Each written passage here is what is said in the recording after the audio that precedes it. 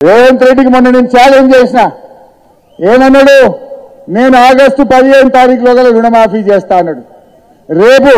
మళ్ళా మెదక్ నుంచి రేవంత్ రెడ్డికి ఛాలెంజ్ చేస్తున్నా రేపు పొద్దున 10 గంటలకు అసెంబ్లీ ముందు అమరవీరుల స్తూపం దగ్గరికి నేను వస్తా ఉన్నా నా రాజీనామా లేఖతో నువ్వు వస్తావా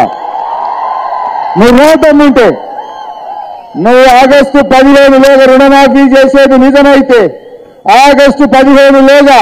బాండ్ పేపర్ మీద రాసిచ్చిన 6 గ్యారంటీలు అమలు చేసే వాస్తవ నిజమైతే రేపు గన్ పార్క్ దగ్గరికి మనమిద్దరం రాజీనామా లేఖలను మేధావుల చేతుల్లో పెడదాం